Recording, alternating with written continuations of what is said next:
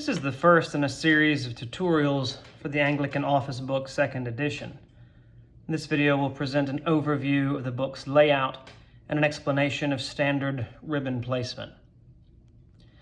The book itself is divided into 12 primary sections, of which 10 of these are normally used for the saying of the office.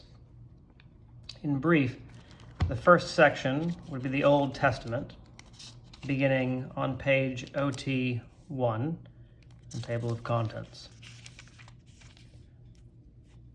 The second section is the calendar and the lectionary.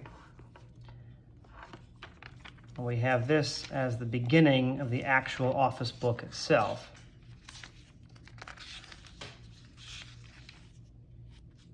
And here we also have a section on the general rubrics, which goes over in sufficient detail how to pray the office. The third section is the occasional or devotional material. And this is where we find things such as the litany, the penitential office, blessings for meals, the itinerary, the office of the dead, and prayers before and after Holy Communion. Our fourth section is the Psalter. And this section will be used daily, of course, for the Psalms at the major and the minor hours. The fifth section, after the Psalter, is the ordinary of the office. And this is where we have matins, prime, terce, sext, none, evensong, and compline laid out as they are to be said ordinarily throughout the year with all their principal parts. The sixth section is the proper of the season. Here, we find all the material that's necessary to pray the office throughout the seasons of the year, beginning at the start of the church year for the first Sunday in Advent. The seventh section, related to the proper of the season, is the proper of the saints. And this overlaps with the proper of the season and gives us our calendar days on which we have the various feasts and commemorations of the saints. The eighth section is a supplement to the seventh, and this is called the commons of the saints. And here we have certain parts that repeat depending on the kind of saint we have. So whether it be an apostle or a martyr or a virgin or a confessor, all of the texts that are repeated from multiple saints are found in the common. And then we have, after the common, memorials of the saints.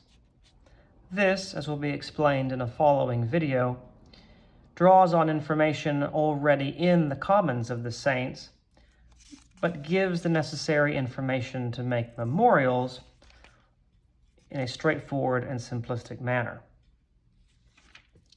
Finally, after the memorials, we have an index of the feasts, those of our Lord, Our Lady, and of the saints. And then we have an appendix. And here in the appendix, we have two additional lectionaries, that of 1549 and that of the Canadian Church of 1962, and then some additional canticles that can be used in the praying of matins. In these canticles, we have some from regional prayer books, and then we also have the old breviary canticles that would have been said on the ferial weekdays, Monday through Saturday. The 11th section of the book is the New Testament. Here we'll reference this for our lessons in the saying of the office. And then finally, our 12th section of the book, after the end of the New Testament, is the deuterocanonical or apocryphal books. These were placed at the end, not out of a theological statement, but simply because they are the least used of the biblical books in all of the lectionaries, and so to save on wear to the binding, we placed them at the end. Now the book comes with 10 ribbons, and each of these ribbons is envisioned to have a particular use to ease in saying the office.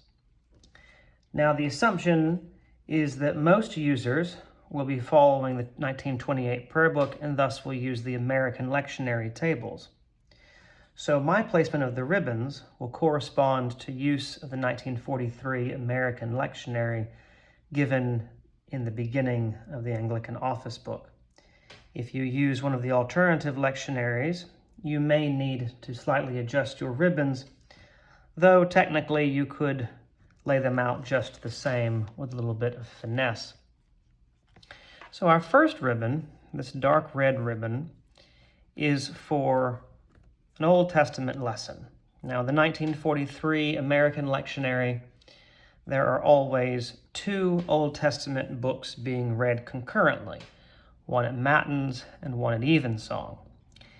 In the other lectionaries, 1962 and 1549, there's typically 1 Old Testament book being read at any given time.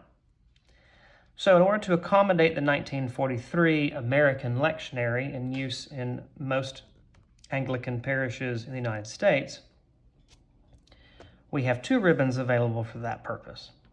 The dark red, and then here we have this gold-colored ribbon. It just so happens right now that the dark red fits for Matins and the gold for the Evensong lesson. Then we have the black ribbon, and this is kept at the lectionary tables for the American lectionary. So as an example right now, if we were in the week of the 12th Sunday after Trinity, we have our Matins and our Evensong lessons right here, readily accessible. The blue ribbon is for the Psalter. Now, where it's placed in the Psalter will depend on which Psalter table you use, and that is something we'll discuss in another video. But for the moment, being that this is the second day of the month as this video is being recorded, we have the Psalms here marked for day 2 at Evensong. The white ribbon corresponds to the ordinary of the office. So here we've just finished Known, and we're ready for Evensong. So this ribbon will go from Matins through Compline daily and then repeat. The green ribbon is for the proper of the seasons. And so here again we have the 12th Sunday after Trinity marked. This ribbon, once we're through with Trinity Tide, will then go back to Advent 1, and we'll repeat the cycle. The red ribbon is for the proper of the saints. And again, at the recording of this video, it's September 2nd, so we see we have St. Stephen and the raising of Lazarus. The silver ribbon is alternately for the commons of the saints, or, when necessary, such as today, for the memorials of the saints, which again, the memorials are just a subsection of material that is already available in the commons. And then our final 2 scriptural ribbons. We have the bright yellow for the New Testament lesson that would be read in the morning. And then we have the dark blue, the navy, for the New Testament lesson to be read in the evening. Now, from time to time, the lectionary will give us readings from the deuterocanonical books.